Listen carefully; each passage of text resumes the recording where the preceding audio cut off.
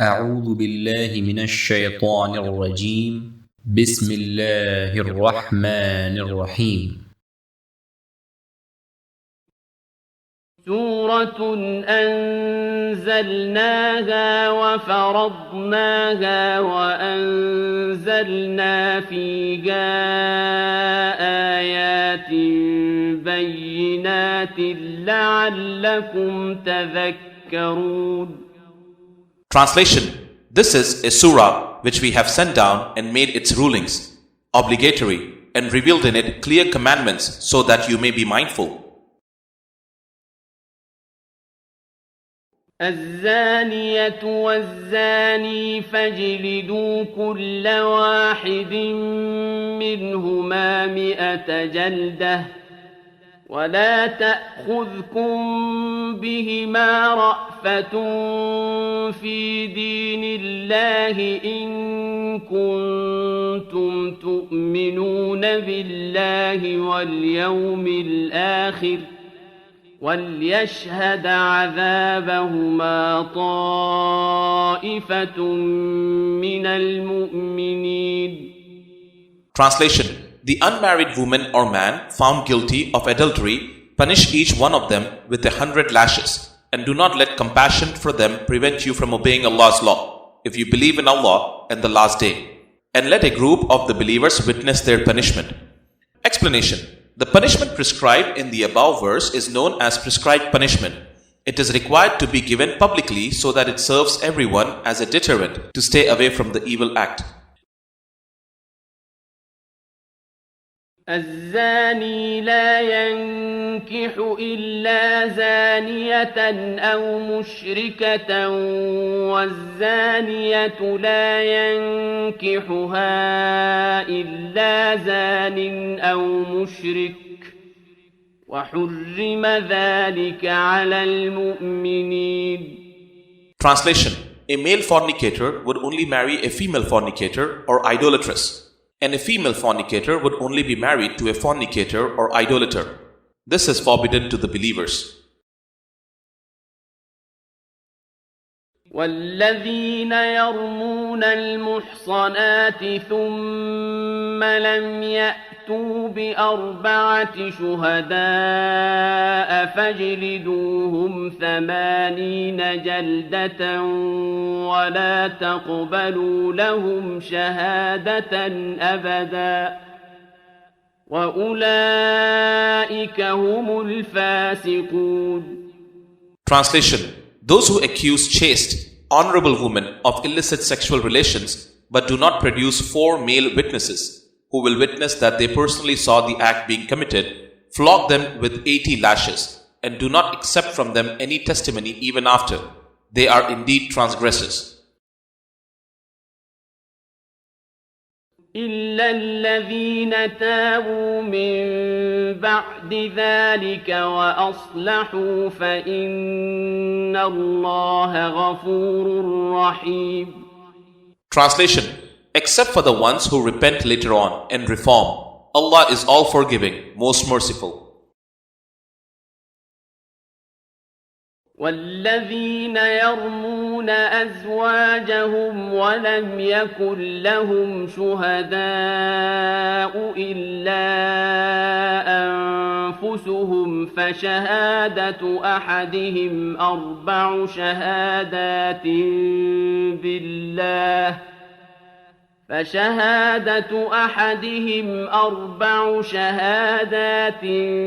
بالله إنه لمن الصادقين. Translation: Those men who accuse their own wives but have no witness except themselves, each one of them shall be made to swear 4 times by Allah that his charge is true. والخامسة أن لعنة الله عليه إن كان من الكاذبين. Translation: And the 5th oath should be that they solemnly invoke the curse of Allah on themselves if they tell a lie. ويدرأ عنها العذاب أن تشهد 4 شهادات بالله إنه لمن الكاذبين. Translation: But it would avert the punishment from the wife if she bears witness 4 times with an oath by Allah that her husband is telling a lie. والخامسة أن غضب الله عليها إن كان من الصادقين.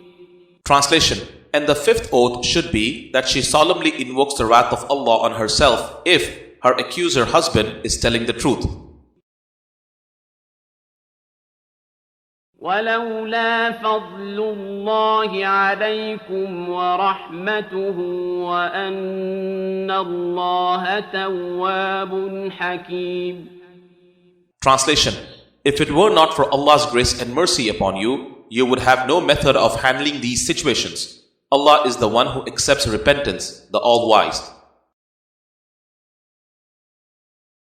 إن الذين جاءوا بالإفك عصبة منكم لا تحسبوه شرا لكم بل هو خير لكم لكل امرئ منهم ما اكتسب من الإثم والذي تولى كبره منهم له عذاب عظيم. Translation: Surely those who brought forth the slander against al-Mumineen Aisha radiyallahu ta'ala anha are a group among you. Consider it is not a bad thing for you, but it is a good lesson for you. Every person among them who took part has earned its sin, and as for the one among them who had the greater share, leading part in it, shall have a great punishment. Explanation: 10 verses 11 to 20 in this surah are revealed in defense of al-Mumineen Aisha radiyallahu ta'ala anha, who was slandered by some people. It was all started by one Abdullah bin Ubay, who was ringleader of the Munafiqeen, hypocrites in Medina al-Munawwara during Prophet ﷺ's time. Brief history. This incident took place during the return journey of Prophet ﷺ from the expedition to Bani Mustalik in 5 to 6 AH. The incident is recorded in many authentic books of hadith. It is in hadith. al-Mumineen Aisha radiyallahu ta'ala anha narrated that whenever Allah's Apostle ﷺ intended to go on a journey, he used to draw lots among his wives, and Allah's Apostle ﷺ used to take with him the one on whom lot fell. He drew lots among us during one of the Ghazwat. Ghazwa, plural Ghazwat, is the battle in which Prophet Muhammad ﷺ personally took part. This time lot fell on me, so I proceeded with Allah's Apostle ﷺ. This Ghazwa took place after Allah's commandment about veiling of women had been revealed. I was carried in Hawdaj, a closed compartment put on the back of camel used for carrying brides and important women.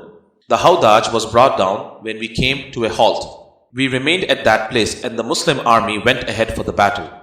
We remained at this place till Allah's Apostle ﷺ had finished from that Ghazwa and returned. On our return journey, when we were near the city of Medina, we halted for some time. After a brief halt, the Apostle ﷺ announced at night that it was time for move on to Medina. So when they announced the news of departure, I got up and went away from the army camps, and after finishing from the call of nature, I came back to my riding camel. But I realized that my necklace, which was made of zifar beads, Yemenite beads, partly black and partly white, are missing. So I returned to look for my necklace, and my search for it detained me for a while. In the meanwhile, the people who used to carry me on my camel came. It was dark in the night. They took my hawdaj and put it on the back of my camel on which I used to ride, as they considered that I was in it. In those days, women used to be very thin, as they did not get fat, and flesh did not cover their bodies in abundance, as they used to eat only a little food. Those people therefore disregarded the lightness of the hawdaj while lifting and carrying it, and at that time I was still a young girl. They made the camel rise, and all of them left. I found my necklace after the army had gone. Then I came to their camping place to find no call maker of them, nor one who would respond to the call. So I intended to go to the place where I used to stay, thinking that when they will find me missing, they would come back searching for me. While I was sitting in my resting place, I was overwhelmed by sleep and slept. Safwan bin al-Muattal as-Sulami ad-Dakwani was behind the army. When he reached my place in the morning, he saw the figure of a sleeping person and he recognized me on seeing me as he had seen me before the commandment of compulsory wheeling was prescribed. So I woke up when he recited this Quranic verse, Inna lillahi wa inna ilayhi raji'un. Surely we belong to Allah and to whom shall we return. Al-Baqarah 156. As soon as he recognized me, I veiled my face with my head cover, and by Allah, we did not speak a single word, and I did not hear him saying any word. He dismounted from his camel and made it kneel down, putting his leg on its front legs, and then I got up and rode on it. Then he set out leading the camel that was carrying me till we overtook the army in the extreme heat of midday while they were at a halt. Because of this event, some people brought destruction among themselves, and the one who spread the slander on me was Abdullah bin Ubay ibn Salul, the chief of hypocrites in Medina. Urwa said the people propagated the slander and talked about it in his Abdullah bin Ubay's presence, and he confirmed it and listened to it and asked about it to let it prevail. Urwa also added, none was mentioned as members of the slanderous group besides Abdullah bin Ubay except Hassan bin Thabit and Mistah bin Uthatha and Hamna bint Jash, along with others about whom I have no knowledge, but they were a group as Allah said. It is said that the one who carried most of the slander was Abdullah bin Ubay bin Salul. Urwa added, Al-Mu'mineen Aisha radiyallahu ta'ala anha disliked to have Hassan abused in her presence for his involvement in the slander because he defended the Prophet sallallahu alaihi wasallam by his poetry. She used to say, it was he who said, my father and my grandfather and my honor are all for the protection of Muhammad sallallahu alaihi wasallam's honor. Al-Mu'mineen Aisha radiyallahu ta'ala anha added, after we returned to Medina, I became ill for a month. The people were propagating the statements of the slanderers while I was unaware of anything about that. However, I felt that in my present ailment, I was not receiving the same kindness from Allah's Apostle sallallahu alaihi wasallam as I used to receive when I got sick. But now, Allah's Apostle sallallahu alaihi wasallam would only come, greet me and say, how is that, lady? And leave. That roused my doubts, but I did not discover the evil slander till I went out after my convalescence. I went out with Mistah to Al-Manasi radiyallahu ta'ala anha, where we used to answer the call of nature, and we used to not go out to answer the call of nature except at night, and that was before we had latrines near our houses. And this habit of ours concerning evacuating the bowels was similar to the habit of the old Arabs living in the deserts, for it would be troublesome for us to take latrines near our houses. So I and Mistah radiyallahu ta'ala anha, who was the daughter of Abu Ruhm bin al-Muttalib bin Abd Manaf radiyallahu ta'ala anhu, whose mother was the daughter of Sakh bin Amir radiyallahu ta'ala anhu, and the aunt of Abu Bakr as-Siddiq radiyallahu ta'ala anhu, and whose son was Mistah bin Uthatha bin Abbas bin al-Muttalib radiyallahu ta'ala anhu, went out. I and Mistah radiyallahu ta'ala anha returned to my house after we finished answering the call of nature. On the way, Mistah radiyallahu ta'ala anha stumbled by getting her foot entangled in her covering sheet, and on that she said, let Mistah be ruined. I said, what a hard word you have said. Do you abuse a man who took part in the battle of Badr? On that she said, oh you Hanta, didn't you hear what Mistah said? I said, what did he say? Then she told me about the slander of the people. So my ailment was aggravated on hearing it. When I reached my home, Allah's Apostle sallallahu alaihi wasallam came to me and after greeting me said, how is that, lady? I said, will you allow me to go to my parents? As I wanted to be sure about the news through them.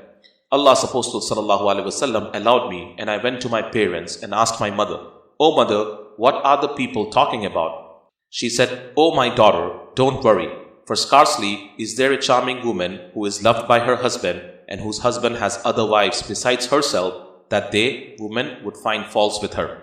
I said, Subhanallah, are the people really talking in this way? I kept on weeping that night till dawn. I could neither stop weeping nor sleep. Then in the morning again, I kept on weeping. When the divine inspiration was delayed, Allah's Apostle ﷺ called Ali ibn Abu Talib and Usama bin Zayd radiyallahu ta'ala anhum to ask and consult them about divorcing me. Usama bin Zayd radiyallahu ta'ala anhu said what he knew of my innocence and the respect he preserved in himself for me. Usama radiyallahu ta'ala anhu said, O Allah's Apostle sallallahu alaihi wasallam, she is your wife and we do not know anything except good about her. Ali bin Abi Talib radiyallahu ta'ala anhu said, O Allah's Apostle sallallahu alaihi wasallam, Allah does not put you in difficulty and there are plenty of women other than she. Yet, ask the maid servant who will tell you the truth. On that, Allah's Apostle sallallahu alaihi wasallam called Barira radiyallahu ta'ala anha, the maid servant, and said, O Barira radiyallahu ta'ala anha, did you ever see anything which aroused your suspicion? Barira radiyallahu ta'ala anha said to him, By him who has sent you with the truth, I have never seen anything in her, Aisha radiyallahu ta'ala anha, which I would conceal, except that she is a young girl who sleeps leaving the dough of her family exposed so that the domestic goats come and eat it. So on that day, Allah's Apostle sallallahu alaihi wasallam got up on the pulpit and complained about Abdullah bin Ubay bin Salul before his companions, saying, O you Muslims, who will relieve me from that man who has hurt me with his evil statement about my family? By Allah, I know nothing except good about my family, and they have blamed a man about whom I know nothing except good, and he used never to enter my home except with me. Sa'd bin Mu'adh radiyallahu ta'ala anhu, the brother of Banu Abd al-Ashal, got up and said, O Allah's Apostle sallallahu alaihi wasallam, I will relieve you from him. If he is from the tribe of Al-Us, then I will chop his head off. And if he is from our brothers, that is Al-Khazraj tribe, then order us and we will fulfill your order. On that, a man from Al-Khazraj tribe got up. Hassan, his cousin, was from his branch tribe, and he was Sa'd bin Ubadah, chief of Al-Khazraj tribe. Before this incident, he was a pious man, but his love for his tribe guided him into saying to Sa'd bin Mu'adh, By Allah, you have told a lie. You shall not and cannot kill him. If he belonged to your people, you would not wish him to be killed. On that, Usayd bin Hudayr radiyallahu ta'ala anhu, who was the cousin of Sa'd bin Mu'adh radiyallahu ta'ala anhu, got up and said to Sa'd bin Ubadah, By Allah, you are a liar. We will surely kill him, and you are a hypocrite arguing on the behalf of hypocrites. On this, the two tribes of Al-Aus and Al-Khazraj got so much excited that they were about to fight while Allah's Apostle sallallahu alaihi wasallam was standing on the pulpit. Allah's Apostle sallallahu alaihi wasallam kept on quietening them till they became silent, and so did he. All that day I kept on weeping with my tears never ceasing, and I could never sleep. The next morning my parents were with me, and I wept for 2 nights and a day with my tears never ceasing, and I could never sleep till I thought that my liver would burst from weeping. So while my parents were sitting with me and I was weeping, an Ansari woman asked me to grant her admittance. I allowed her to come in, and when she came in, she sat down and started weeping with me. While we were in this state, Allah's Apostle sallallahu alaihi wasallam came, greeted us and sat down. He had never sat with me since that day of the slander. A month had elapsed and no divine revelation came to him about my case. Allah's Apostle sallallahu alaihi wasallam then recited Tashahud, At-tayyatu lillahi wa salawatu tayyibatu, and then said, Amma ba'd. Amma ba'd is a segmentation tool. It serves to announce that the preceding part, that is Prophet sallallahu alaihi wasallam's recitation of Tashahud, was a preamble, and he wanted to say something. The Apostle sallallahu alaihi wasallam said, O Aisha radiyallahu ta'ala anha, I have been informed so and so about you. If you are innocent, then soon Allah will reveal your innocence, and if you have committed a sin, then repent to Allah and ask Him for forgiveness. For when a slave confesses his sins and asks Allah for forgiveness, Allah accepts his repentance. When Allah's Apostle sallallahu alaihi wasallam finished his speech, my tears ceased flowing completely, that I no longer felt a single drop of tear flowing. I said to my father, Reply to Allah's Apostle sallallahu alaihi wasallam on my behalf concerning what he has said. My father said, By Allah, I do not know what to say to Allah's Apostle sallallahu alaihi wasallam. Then I said to my mother, Reply to Allah's Apostle sallallahu alaihi wasallam on my behalf concerning what he has said. She said, By Allah, I do not know what to say to Allah's Apostle sallallahu alaihi wasallam. In spite of the fact that I was a young girl and had a little knowledge of Quran, I said, by Allah, no doubt, I know that you heard this slanderous speech, so that it has been planted in your hearts, that is minds, and you have taken it as a truth. Now, if I tell you that I am innocent, you will not believe me, and if I confess to you about it, and Allah knows that I am innocent, you will surely believe me. By Allah, I find no similitude for me and you, except that of Yusuf a.s. father, when he said, for me, patience in the most fitting against that which you assert. It is Allah alone whose help can be sought. Then I turned to the other side and lay on my bed, and Allah knew then that I was innocent and hoped that Allah would reveal my innocence. But by Allah, I never thought that Allah would reveal about my case by a divine revelation that would be recited forever, as I considered myself too unworthy to be talked to by Allah with something of my concern. But I hoped that Allah's Apostle ﷺ might have a dream in which Allah would prove my innocence. But by Allah, before Allah's Apostle ﷺ left his seat and before any of the household left, the divine revelation came to Allah's Apostle ﷺ. So there overtook him the same hard condition which used to overtake him when he used to receive divine revelation. The sweat was dropping from his body like pearls, though it was a wintry day, and that was because of the weighty statement which was being revealed to him. When that state of Allah's Apostle ﷺ was over, he got up smiling, and the first word he said was, O Aisha radiyallahu ta'ala anha, Allah has declared your innocence. Then my mother said to me, get up and go to him, Allah's Apostle ﷺ. I replied, by Allah, I will not go to him, and I praise none but Allah. So Allah revealed the 10 verses. Verily, they who spread the slander are a gang among you. An-Nur 11-20, Bukhari. A few issues need to be clarified in this context. First question. Did the Prophet ﷺ know about the innocence of al-Mu'mineen Aisha radiyallahu ta'ala anha? Answer. Surely, he was fully aware of it. It is in Hadith. The Apostle of Allah ﷺ said, by Allah, I see behind me as I see in front of me. Muslim, Book 4, Hadith number 119. It is in Hadith. Hudayfa radiyallahu ta'ala anhu narrated, the Prophet ﷺ stood among us speaking for a long time and did not leave out one thing from that time until the rising of the final hour, except he told us about it. Whoever remembers it, remembers it, and whoever forgot it, forgot it. All those who were present know this. Some of it I might have forgotten, then I see it happen and remember it, just as someone would remember a man who had been away and then appears before him and he instantly recognizes him. Bukhari, Muslim, Abu Dawud, Ahmad, Tirmidhi. It is in Hadith, the Prophet ﷺ said, by him in whose hand is the life of Muhammad ﷺ, if you could see what I see, you would laugh little and wept much more. They, the Sahaba, said, what do you see, O Apostle of Allah ﷺ? He replied, I see paradise and hell. Muslim, Book 4, Hadith number 123. It is in Quran, certainly we, Allah, have sent you, O Prophet ﷺ, as witness, deponent, the one who gives good tidings, and as a forewarner. Al-Ahzab 45. Who is a witness as per the law? He is the one who sees things from his eyes. Statement of a deponent who has only heard about a thing is not acceptable in the court of law. The above Quranic verse establishes the comprehensive knowledge of Prophet Muhammad ﷺ collectively and individually in the cosmos. Question 2. Then why did he not reject the slander in the first place and warn people about the sinfulness of this slander? Answer. If he had taken a stand and rejected the slander of hypocrites, they would have said that the Prophet ﷺ is trying to hide and protect al-Mu'mineen Aisha radiyallahu ta'ala anha. It might have created havoc in the minds of many others who were affected by this slander. Who asked the Prophet ﷺ to keep quiet in this matter? It is in Quran. The Prophet ﷺ does not speak out of desire. It is the revelation that is coming to him.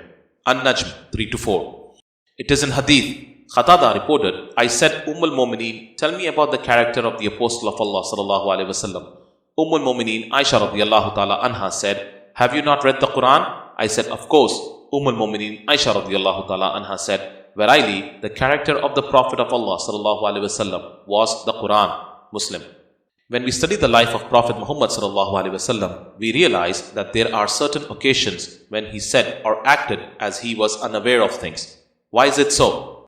Prophet Muhammad sallallahu alaihi wasallam represented humanity in all its formats. He showed happiness on certain things and displeasure on certain things. He showed foreknowledge of certain things and showed his unawareness of certain things. He pleaded with Almighty for his forgiveness. He walked in streets like normal human beings. He fought the infidels along with his companions, and sometimes the results of the battles were inconclusive and sometimes he won. He became concerned when something went wrong with his family members or his companions and shared happiness with them on happy occasions. It is in Quran. Prophet Muhammad sallallahu alaihi wasallam is an exemplary model for all of you. Al-Ahzab 21. He is an icon of humanity. In other words, he is a perfect human being. Like him, there is none. He represents various facets of humanity at various stages of his life. Sometimes he shows utmost humility of a desperate human being, and on other occasions, pointing his finger towards the moon, splits it into two, which was witnessed by many from their naked eyes. Question 3. What is that we need to learn from the above episode? Answer. The importance of the members of Prophet ﷺ's household, his Ahle Bayt-e-Athhar. Their place among Ummah is not just elevated because they were closely related to him. They shared all hardship and the tests and trials in life and became models of conduct for the entire Ummah till the day of resurrection. As Prophet ﷺ is unique among human beings, indeed his Ahle Bayt-e-Athhar are also unique among his Ummah. Their respect and honor is mandatory upon all of us. لولا إذ سمعتموه ظن المؤمنون والمؤمنات بأنفسهم خيرا وقالوا هذا إفك مبين. Translation. When you heard about this rumor, why did the believing men and women not think well of one another and say, this is an obvious slander? لولا جاءوا عليه بأربعة شهداء فإذ لم يأتوا بالشهداء فأولئك عند الله هم الكاذبون. Translation. Why did they not produce 4 witnesses? If they could not produce any witnesses, they were indeed liars in the sight of Allah. ولولا فضل الله عليكم ورحمته في الدنيا والآخرة لمسكم فيما أفضتم فيه عذاب عظيم. Translation. And had it not been for Allah's favor upon you and His mercy in this world and the hereafter, you would have already been afflicted by terrible suffering for indulging in such talk. إذ تلقونه بألسنتكم وتقولون بأفواهكم ما ليس لكم به علم وتحسبونه هينا وهو عند الله عظيم. Translation. When you passed it, the rumor from one tongue to the other, and said with your mouths about what you had no knowledge of, taking it lightly, while it is extremely serious in the sight of Allah. ولولا إذ سمعتموه قلتم ما يكون لنا أن نتكلم بهذا سبحانك هذا بهتان عظيم. Translation. Why did you not, when you heard about it, say, it is not befitting for us to talk about it? Allah forbid, this is a monstrous slander. يعظكم الله أن تعودوا لمثله أبدا إن كنتم مؤمنين. Translation. Allah admonishes you never to repeat a mistake like this if you are true believers. وَيُبَيِّنُ اللَّهُ لَكُمُ الْآيَاتِ وَاللَّهُ عَلِيمٌ حَكِيمٌ. Translation: Allah explains His commandments to you clearly, for Allah is all-knowing and all-wise. إِنَّ الَّذِينَ يُحِبُّونَ أَن تَشِيعَ الْفَاحِشَةُ فِي الَّذِينَ آمَنُوا لَهُمْ عَذَابٌ أَلِيمٌ فِي الدُّنْيَا وَالْآخِرَةِ وَاللَّهُ يَعْلَمُ وَأَنْتُمْ لَا تَعْلَمُونَ. Translation: Those who enjoy hearing that immorality has spread among the believers will have a painful punishment both in this world and the hereafter. Allah knows and you do not know. وَلَوْلَا فَضْلُ اللَّهِ عَلَيْكُمْ وَرَحْمَتُهُ وَأَنَّ اللَّهَ رَءُوفٌ رَحِيمٌ. Translation: Were it not for the grace and mercy of Allah towards you, the act of spreading rumors would have produced very bad results for you. Allah is indeed very kind, most merciful. يا أيها الذين آمنوا لا تتبعوا خطوات الشيطان ومن يتبع خطوات الشيطان فإنه يأمر بالفحشاء والمنكر ولولا فضل الله عليكم ورحمته ما زكى منكم من أحد أبدا ولكن الله يزكي من يشاء والله سميع عليم. Translation: O you who believe, do not follow the footsteps of Satan's. Whoever follows in the footsteps of Satan, let him know that Satan calls towards indecent and shameful behavior and all that is evil. Were it not for Allah's bounty on you and His mercy, not one of you would have ever attained purity. But Allah purifies whomever He wills. Allah is all-hearing, all-knowing. وَلَا يَأْتَلِ أُولُو الْفَضْلِ مِنكُمْ وَالسَّعَةِ أَن يُؤْتُوا أُولِي الْقُرْبَى وَالْمَسَاكِينَ وَالْمُهَاجِرِينَ فِي سَبِيلِ اللَّهِ وَلْيَعْفُوا وَلْيَصْفَحُوا أَلَا تُحِبُّونَ أَن يَغْفِرَ اللَّهُ لَكُمْ وَاللَّهُ غَفُورٌ رَحِيمٌ. Translation: Do not let the people of virtue and affluence among you swear to suspend donations to their relatives, the needy, and the immigrants in the cause of Allah. Let them pardon and forgive. Do you not love to be forgiven by Allah? And Allah is all forgiving, most merciful. Explanation: When the slander on al-Mu'mineen Aisha radiyallahu ta'ala anha was spread, some people kept quiet while others talked about it privately, and this way it spread among a large number of people. Once the rumor mongers were reprimanded by Allah, the people who were angry on those who took part in spreading the rumor stopped giving any financial aid to them by taking an oath never ever to help them in any manner whatsoever. In the above verse, Allah commands that they should be pardoned as they have done repentance for their mistake, and the aid which was provided to them should be continued as usual. Indeed, Allah is all forgiving and most merciful.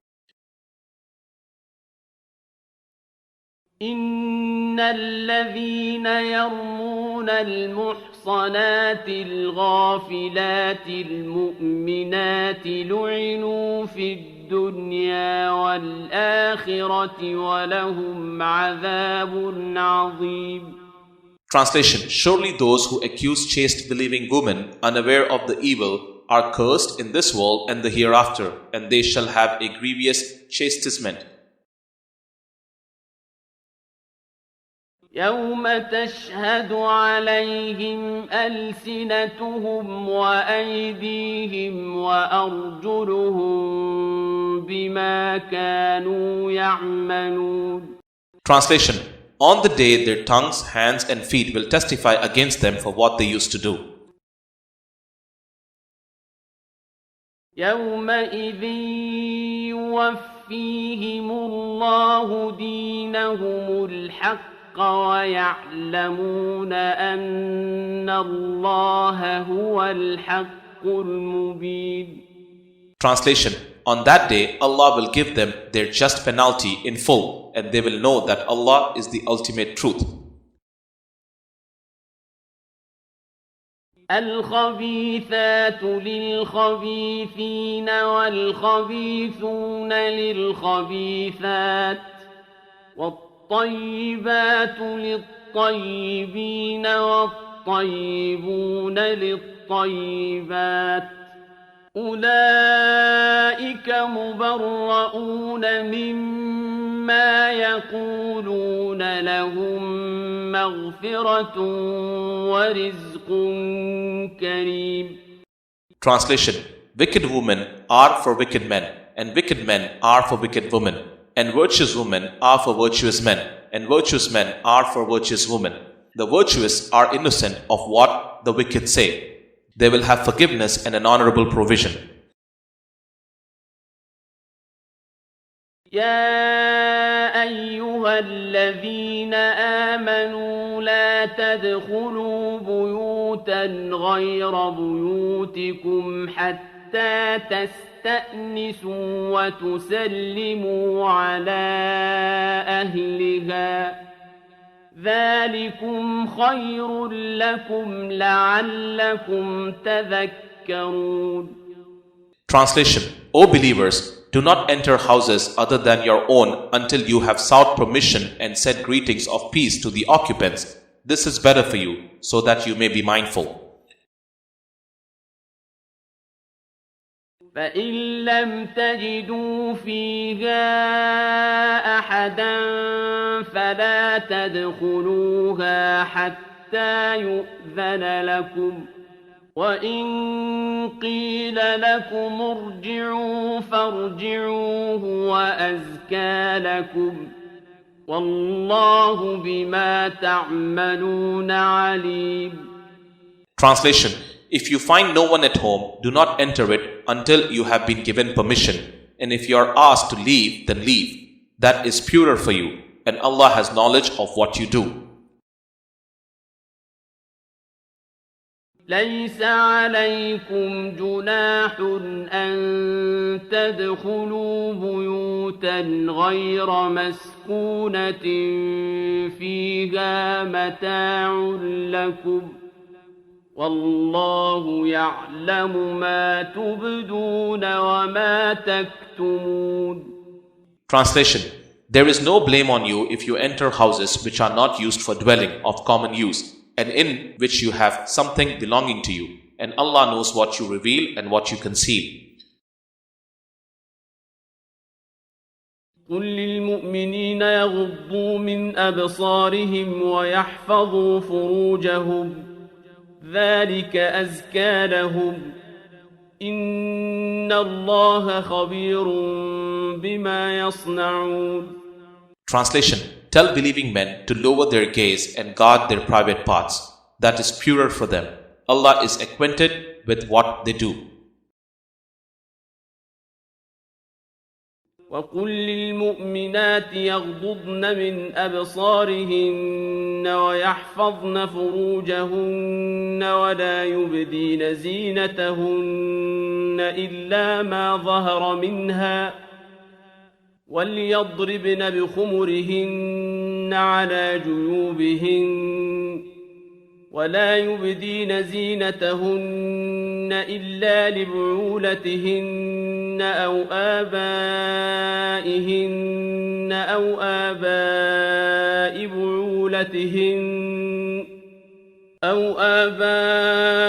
بعولتهن أو أبنائهن أو أبناء بعولتهن أو إخوانهن أو بني إخوانهن أو بني أخواتهن أو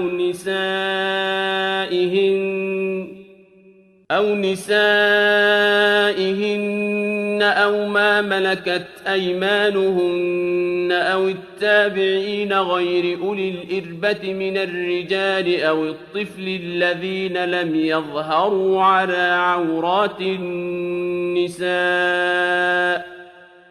ولا يضربن بأرجلهن ليعلم ما يخفين من زينتهن وتوبوا إلى الله جميعا أيها المؤمنون لعلكم تفلحون. Translation. Tell the believing women to lower their eyes, guide their private parts, and do not display their charm, except what is apparent outwardly, and cover their bosoms with their weeds, and not to show their finery except to their husbands or their fathers or fathers-in-law, their sons or stepsons, brothers or their brothers and sisters, sons or their women attendants or captives or male attendants who do not have any need for women, or boys not yet aware of sex. They should not walk stamping their feet, lest they make known what they hide of their ornaments. O believers, turn to Allah, every one of you, so that you may be successful. وأنكحوا الأيام منكم والصالحين من عبادكم وإمائكم إن يكونوا فقراء يغنهم الله من فضله والله واسع عليم. Translation. Marry of those among you who are unmarried and those who are righteous among your male and female slaves. If they are poor, Allah will enrich them from His favor. Allah is all-encompassing and all-knowing. Explanation. It is in Hadith. It is narrated on the authority of Abdullah bin Masud radiyallahu ta'ala anhu that the Prophet sallallahu alaihi wasallam once said, O young men, whosoever among you can afford to marry, he should marry, because this will be a means of restraining the eyes from casting the evil look and of keeping one pure and chaste. And the one who cannot afford should fast, because fasting helps cool down the passions. Bukhari, Muslim. It is in Hadith. It is narrated on the authority of Abu Huraira radiyallahu ta'ala anhu that the Prophet sallallahu alaihi wasallam said, Allah has taken upon Himself to succor 3 men. One who marries with a view to guarding his chastity. Second, the slave who works to earn his freedom. And third, the one who goes out to fight in the way of Allah. Tirmizi, Nasai, Ibn Majah, Ahmad. وَلْيَسْتَعْفِفِ الَّذِينَ لَا يَجِدُونَ نِكَاحًا حَتَّى يُغْنِيَهُمُ اللَّهُ مِنْ فَضْلِهِ والذين يبتغون الكتاب مما ملكت أيمانكم فكاتبوهم إن علمتم فيهم خيرا وآتوهم مما لله الذي آتاكم ولا تكرهوا فتياتكم على البغاء إن أردنا تحصنا لتبتغوا عرض الحياة الدنيا ومن يكرههن فإن الله من بعد إكراههن غفور رحيم. Translation. And let those who do not find means to marry keep themselves chaste until Allah enriches them out of His bounty. As for those of your slaves who wish to buy out their liberty, execute the deed of liberty with them if you find them deserving, and give them some of the wealth which Allah has given you. Do not force your slave girls into prostitution for your own worldly gains, if they wish to preserve their chastity. If anyone compels them to prostitution, then Allah will be all forgiving, all compassionate to them after they are subjected to such compulsion. Explanation. There were 3 types of slaves in pre-Islamic Arabia as follows. First, prisoners of wars. Second, people who were captured and traded as slaves. Third, hereditary slaves who were unaware when their ancestors were made slaves by the ancestors of their masters, and to which of the above two categories their ancestors belong. During Islamic rule, capturing people and making them slaves was forbidden. No one was allowed to capture a free person by force and make him a slave. Thus, there were only two types of slaves during Islamic rule. First, the prisoners of wars, and second, hereditary slaves. All hereditary slaves were freed gradually. Only the prisoners of wars remained as slaves. Instead of keeping the prisoners of war in prison, they were allowed to become part of the society over a period of time. Since the pre-Islamic society was primarily dependent upon the slave labor rather than wage earners, it was not possible to ban slavery in one go. Thus, the Islamic rule first focused on the problem of hereditary slavery.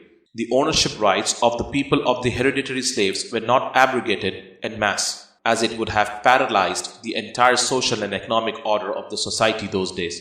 If it was done in one go, it would have triggered a major civil war in the entire region. Therefore, Islam took the route of gradual emancipation of slaves of all types. The priority was to free the hereditary slaves.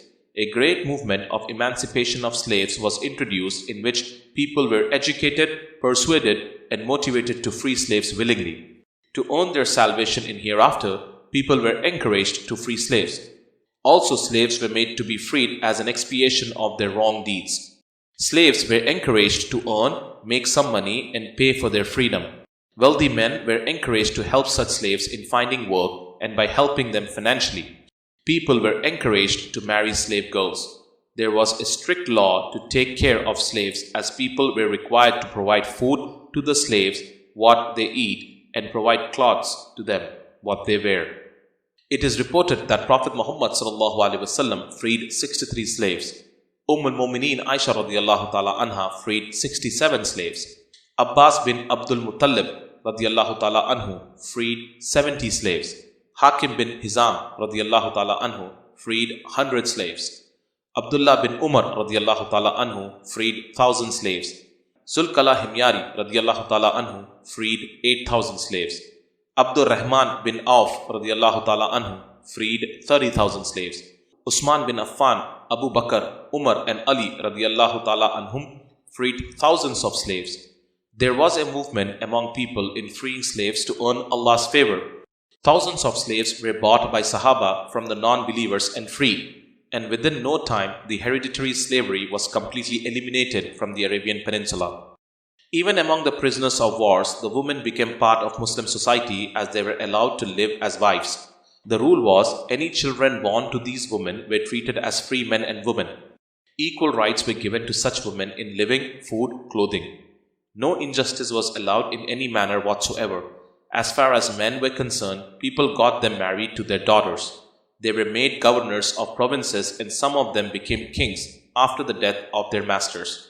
In effect, slavery of all kinds was eliminated by successful Islamic governments all over the world.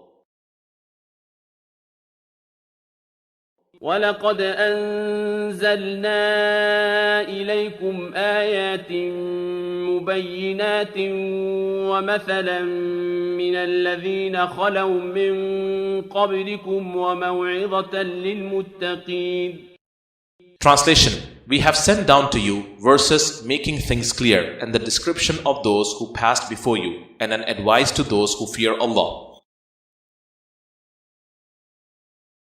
الله نور السماوات والأرض مثل نوره كمشكاة فيها مصباح المصباح في زجاجة الزجاجة كأنها كوكب دري يوقد من شجرة مباركة زيتونة لا شرقية ولا غربية يكاد زيتها يضيء ولو لم تمسسه نار نور على نور يهدي الله لنوره من يشاء ويضرب الله الأمثال للناس والله بكل شيء عليم.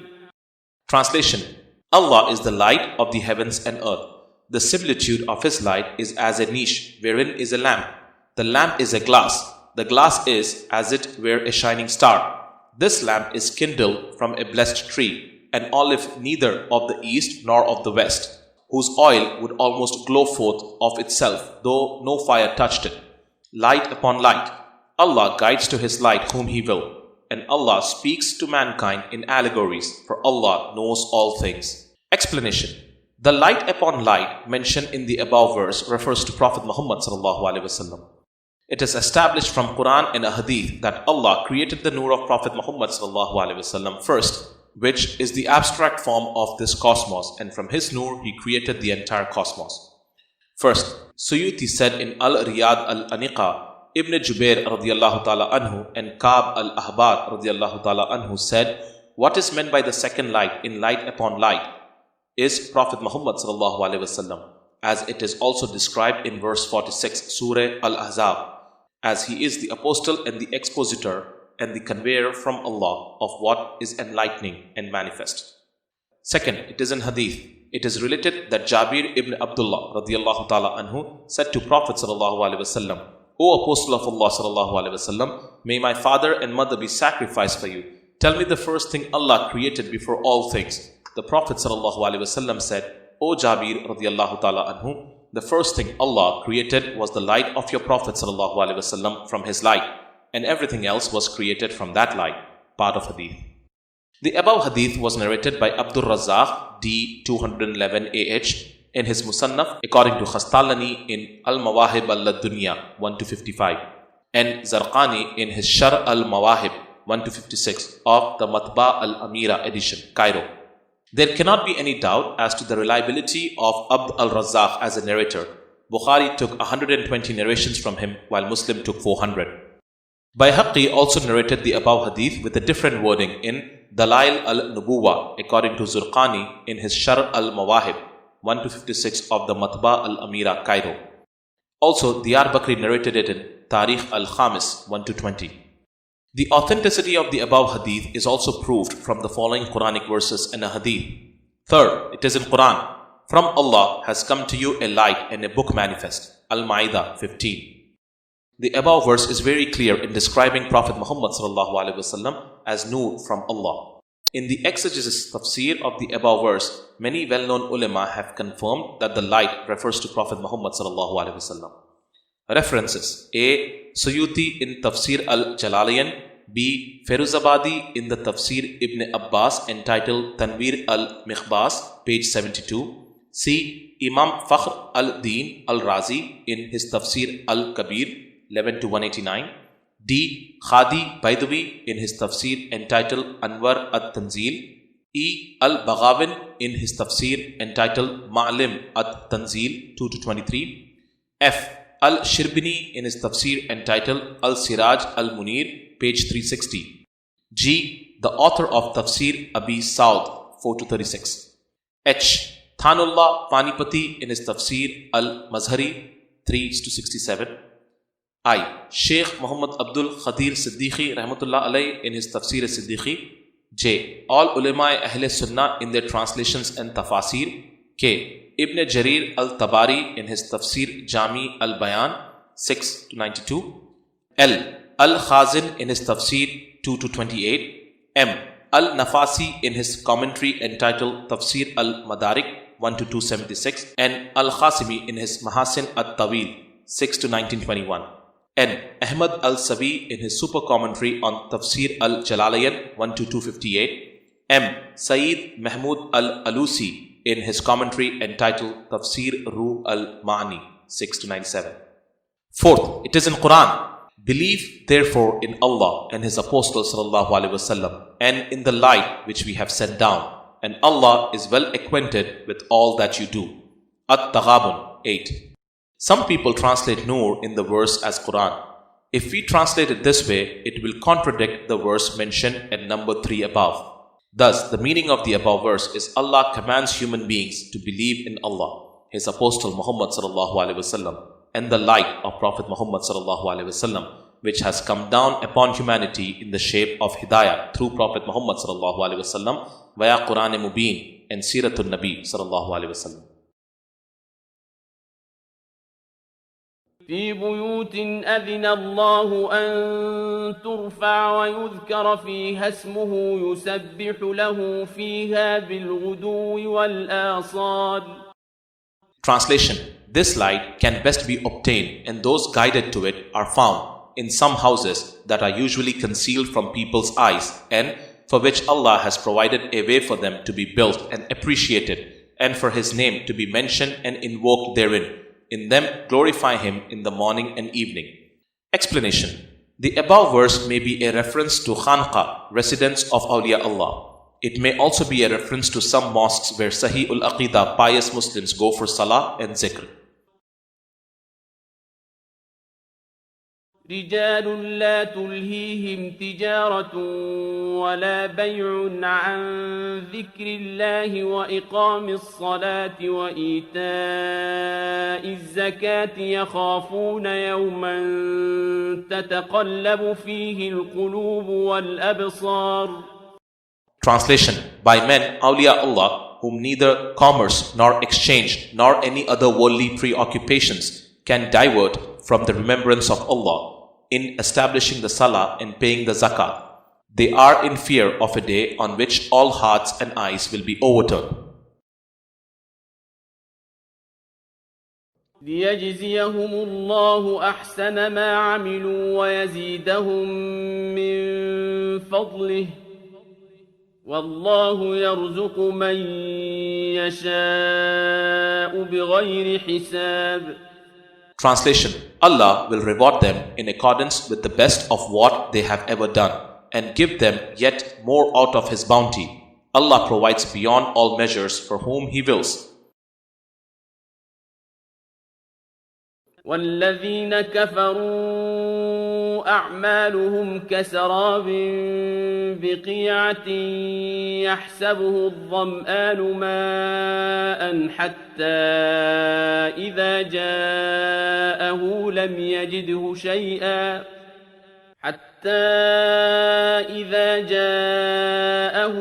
يجده شيئا ووجد الله عنده فوفاه حسابه والله سريع الحساب. Translation: But the unbelievers, their deeds are like a mirage in a desert that the thirsty mistake for water until, when he comes to it, he finds it is nothing. Instead, he finds only Allah there, and Allah will pay him his full due, for Allah is quick to take account. أو كظلمات في بحر لجي يغشاه موج من فوقه سحاب ظلمات بعضها فوق بعض إذا أخرج يده لم يكد يراها ومن لم يجعل الله له نورا فما له من نور. Translation: Or another parable for a disbeliever is like the darkness in a vast deep sea, overwhelmed with waves topped by waves, topped by dark clouds, layers of darkness upon darkness. If a person stretches out his hand, he can hardly see it. The one for whom Allah has not made light, there is no light for him. Explanation: This is with reference to people who do not have Sahih Iman in their hearts. They live in darkness in this world and they will remain in darkness in hereafter. ألم تر أن الله يسبح له من في السماوات والأرض والطير صافات كل قد علم صلاته وتسبيحه والله عليم بما يفعلون. Translation: Do you not see that all that is in the heavens and the earth and the birds flying in patterned ranks with wings spread out glorify Allah? Each knows the way of its prayer and glorification. Allah has full knowledge of all that they do. وَلِلَّهِ مُلْكُ السَّمَاوَاتِ وَالْأَرْضِ وَإِلَى اللَّهِ الْمَصِيرُ. Translation: To Allah belongs the kingdom of the heavens and the earth, and to Allah is the return journey of all human beings. ألم تر أن الله يزجي سحابا ثم يؤلف بينه ثم يجعله ركاما فترى الودق يخرج من خلاله وينزل من السماء من جبال فيها من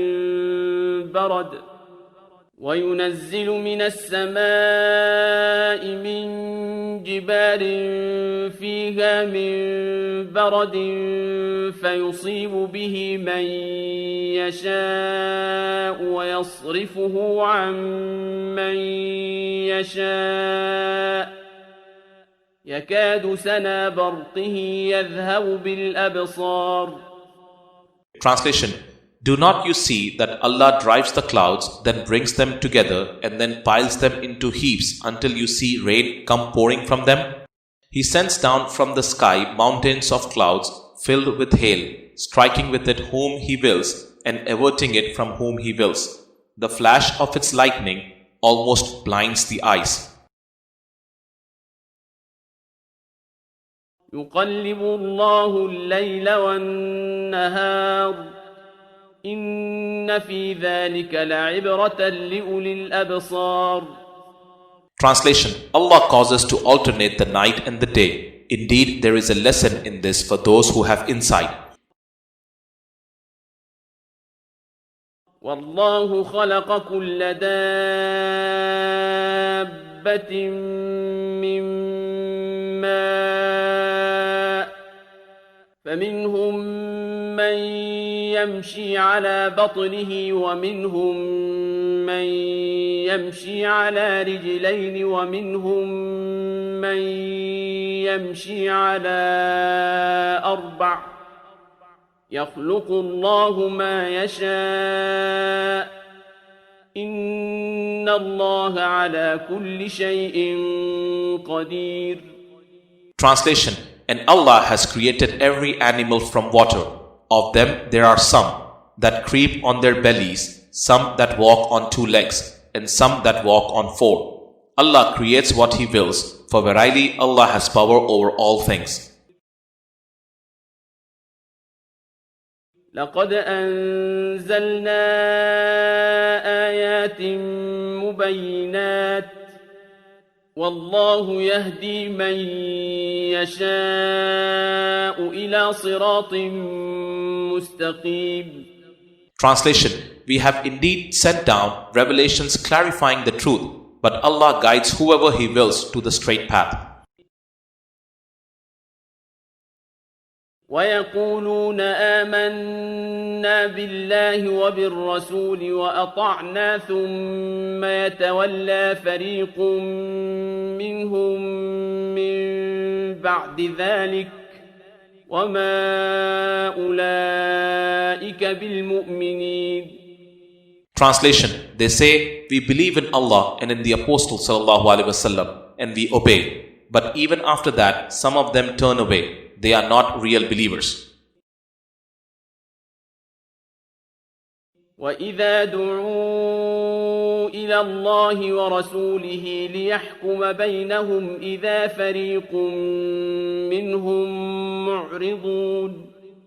Translation: When they are summoned to Allah and His Apostle sallallahu alaihi wasallam in order that He may judge them between in their disputes, look, some of them refuse to come. Explanation: Those who are not just rightful in the dispute do not show up because they know for sure that the Prophet ﷺ would not decide in their favor. But when they are just in their dispute, they surely will come submissively to the Prophet ﷺ because they know that his decision will be in their favor. وَإِن يَكُنْ لَهُمُ الْحَقُّ يَأْتُوا إِلَيْهِ مُذْعِنِينَ. Translation: But if the right is on their side, they come to the Prophet ﷺ most submissively.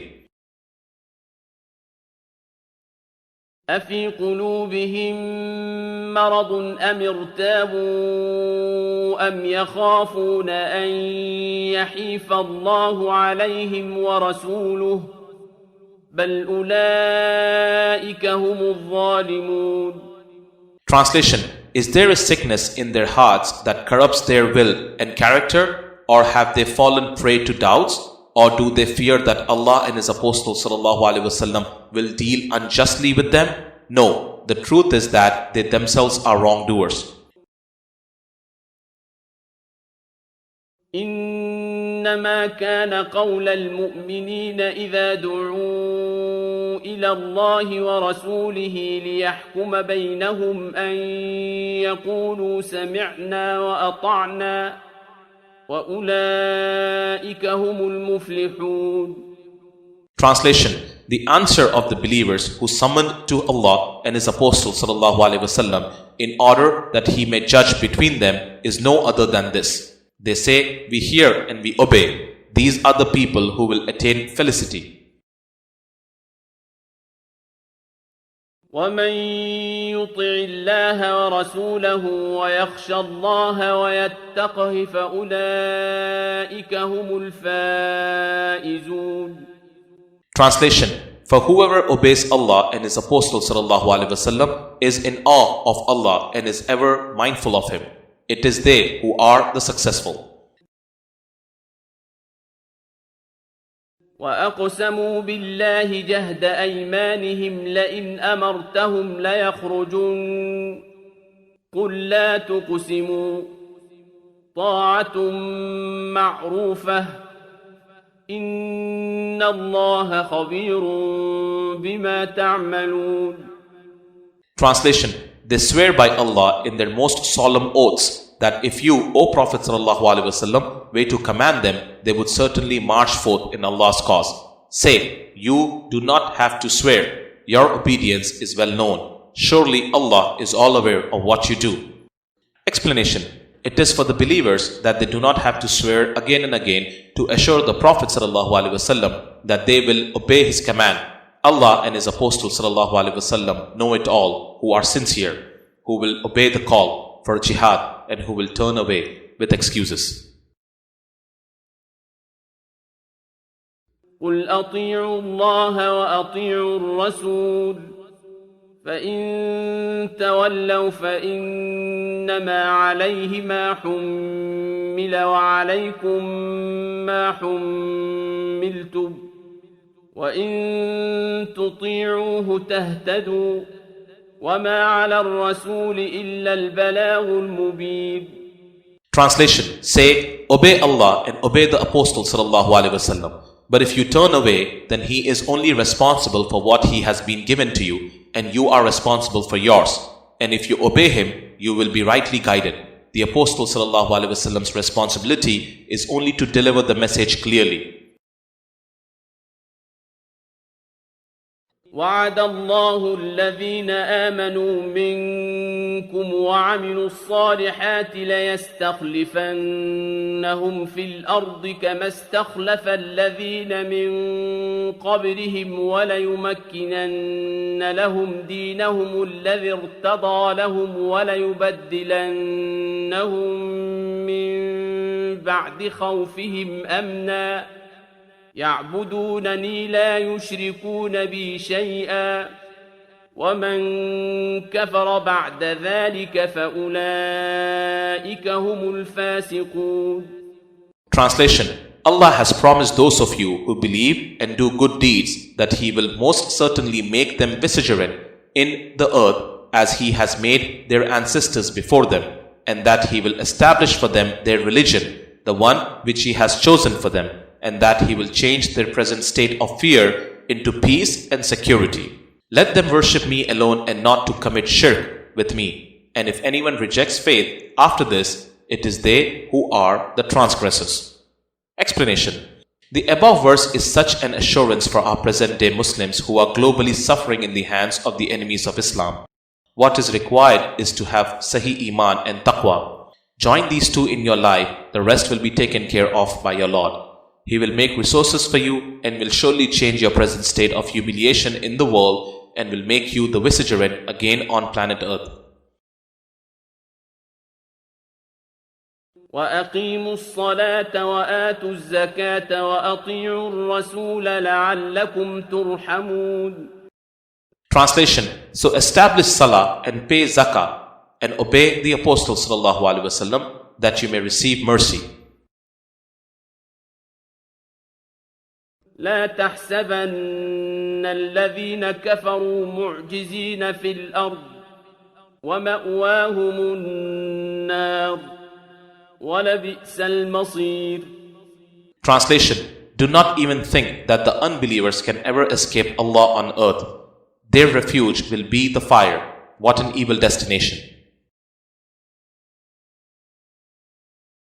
يا أيها الذين آمنوا ليستأذنكم الذين ملكت أيمانكم والذين لم يبلغوا الحلم منكم 3 مرات من قبل صلاة الفجر وحين تضعون ثيابكم من الظهيرة ومن بعد صلاة العشاء 3 عورات لكم ليس عليكم ولا عليهم جناح بعدهم طوافون عليكم بعضكم على بعض كذلك يبين الله لكم الآيات والله عليم حكيم.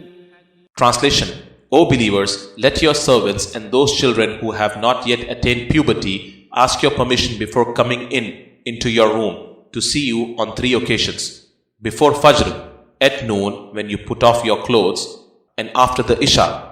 These are your 3 times of privacy. At other times there is no blame on you if you or they go around visiting one another.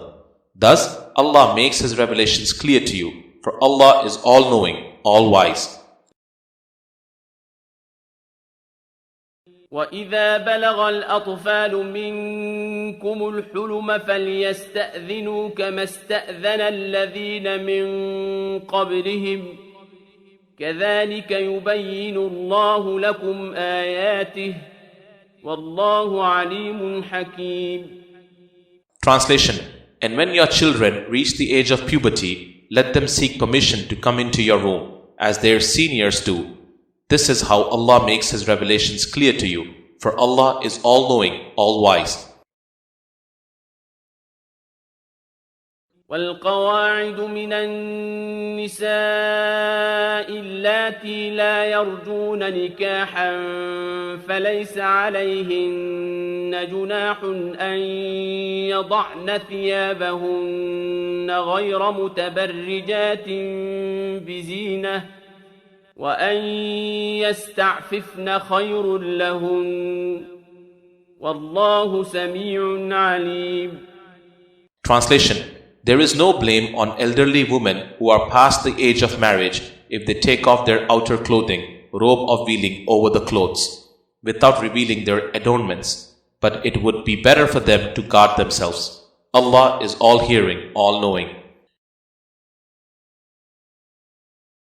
ليس على الأعمى حرج ولا على الأعرج حرج ولا على المريض حرج ولا على أنفسكم أن تأكلوا من بيوتكم أو بيوت آبائكم أو بيوت